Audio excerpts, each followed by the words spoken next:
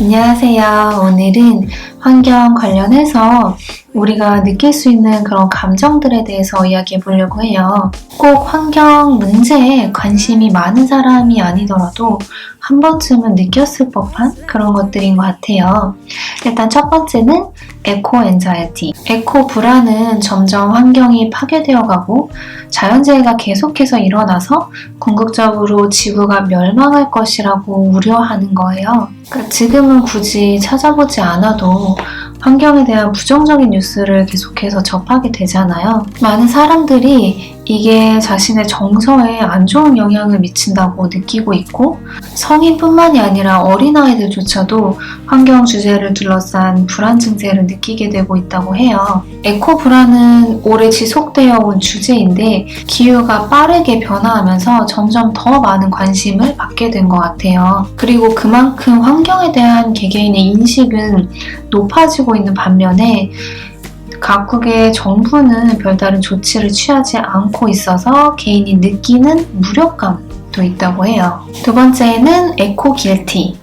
에코 죄책감은 환경 보호를 위해서 무언가를 할 수 있었지만 어떤 이유에서든 그걸 하지 않기로 결정했을 때 느끼는 감정이에요. 에코 불안과 마찬가지로 환경 문제에 대한 뉴스를 계속해서 접하는 만큼 환경 보호를 위한 관련 내용들이 미디어를 통해서 계속 노출이 되고 있는데 그 방법들을 알고 나서도 실행하지 못했을 때 에코 길티를 느끼게 되고, 그리고 환경 보호를 위해 앞장서는 주변의 다른 사람들이나 인플루언서 아니면 환경 행동가를 보면서 상대적인 죄책감이 들기도 해요. 마지막은 Sustainability Shaming인데요.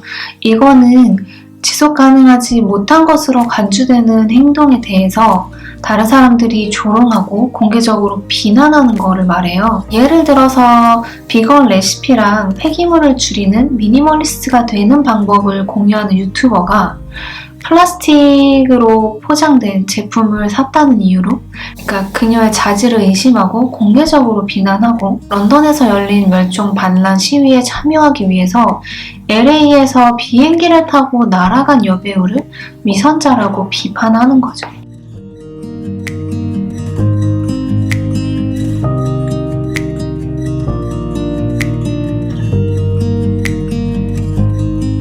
그 누구도 완벽한 선택을 할 수는 없어요. 불완전한 선택이 그 사람의 의지가 부족해서가 아니라 재정적인 문제나 건강 상태 또는 어디에 거주하고 있느냐에 영향을 받을 수도 있고, 그리고 정말 신중하게 구매를 했다고 해도 내가 이 제품이 만들어지는 제작 과정에서의 윤리적, 환경적 문제까지는 알 수가 없기 때문이에요. 그래서 우리는 사람들의 작은 노력에도 박수를 보내고 그들을 응원해야지 그 선택들이 부족하다고 또는 완벽하지 않다고 해서 욕하거나 조롱하지 않아야 돼요. 죄책감은 물론 긍정적인 변화를 이끌어낼 수는 있어요.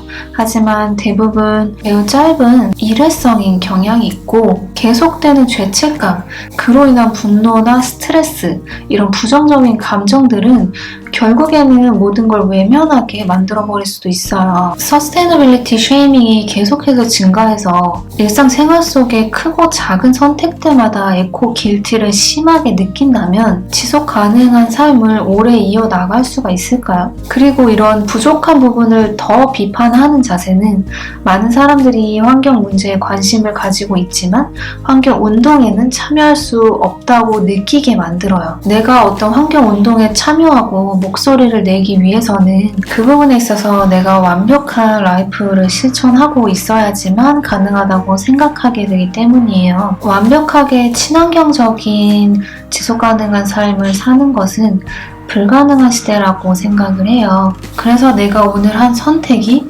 친환경적이지 못하다고 해서 너무 죄책감을 갖는다거나 이로 인해서 지구의 미래가 너무 암울할 거라는 불안감을 키워간다거나 하지 마시고 오늘 부족했으면 내일 좀 더 친환경적인 선택을 하면 되는 거예요.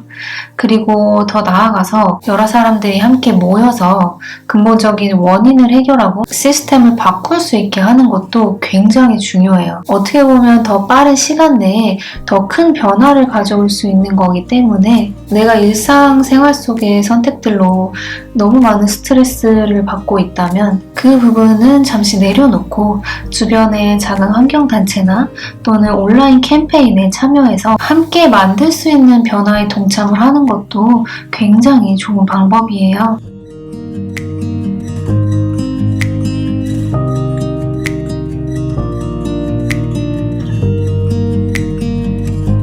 지속 가능한 삶이라는 거는 어디에 중점을 두냐에 따라서 각자의 여정을 만들어 나가는 거예요. 그래서 주변에 휩쓸리지 말고 자신만의 그 특별한 여정에 집중해서 긍정적으로 즐기면서 나아가시기를 바랄게요. 그럼 오늘 영상은 여기까지고요. 다음 영상에서 또 만나요. 안녕.